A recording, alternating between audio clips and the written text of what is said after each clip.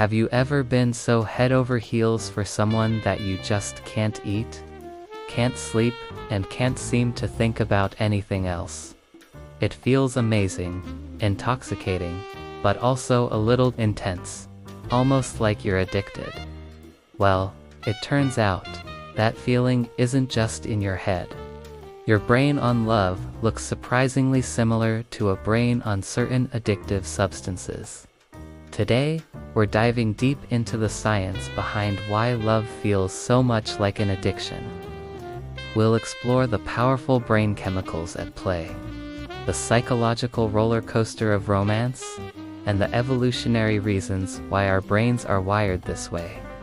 It's a journey into the very core of what makes us human. So, let's start with the chemistry. When you fall in love, your brain gets flooded with a cocktail of powerful chemicals. The first and most famous one is dopamine. This is the brain's reward chemical. It's the same neurotransmitter that gets released when you eat delicious food, win a game, or achieve a goal. It tells your brain, hey, this feels good. Do it again. In the early stages of a romance, just thinking about your new partner can trigger a huge dopamine rush. This creates a powerful feeling of pleasure, motivation, and focused attention on that one special person.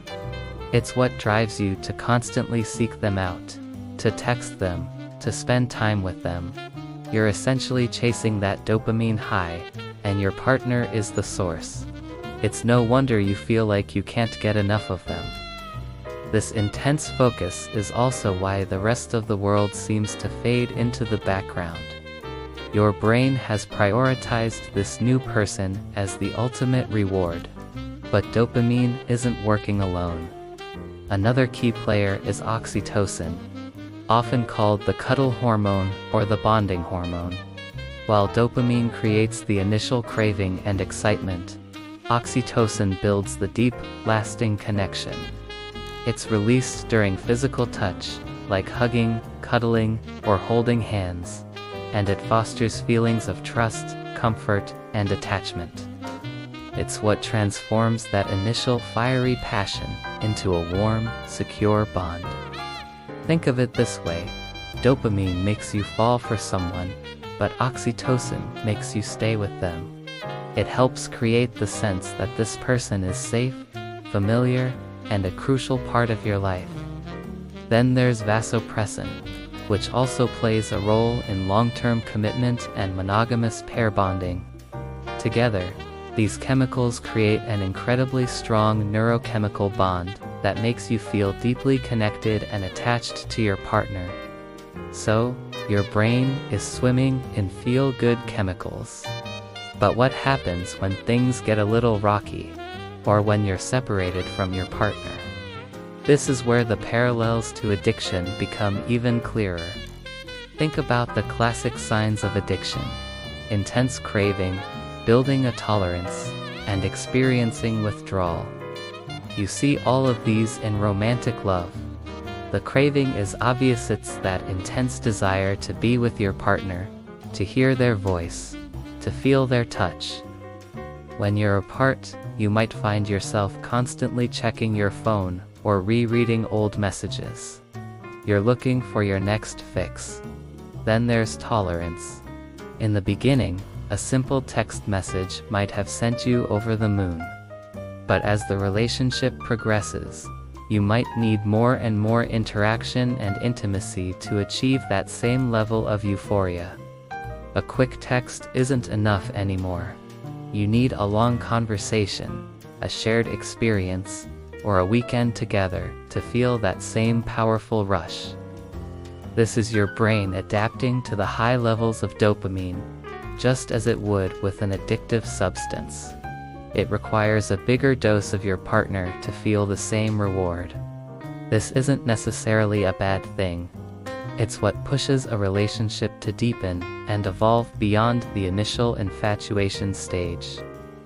But it is a clear parallel to the process of building tolerance. And what about withdrawal? This is probably the most painful and recognizable parallel. when a relationship ends, or even when you're just missing your partner intensely, you can experience symptoms that are shockingly similar to substance withdrawal. We're talking about anxiety, irritability, difficulty sleeping, and a deep, aching sadness that can feel a lot like physical pain. This is your brain in crisis.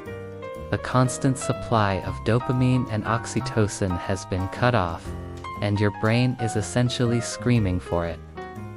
Brain scans of people who have recently been through a breakup show activity in the same areas of the brain that are active in people experiencing drug withdrawal.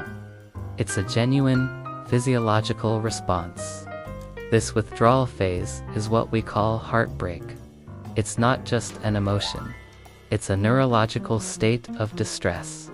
Your brain is literally jonesing for the person who is gone. This all sounds pretty dramatic, right?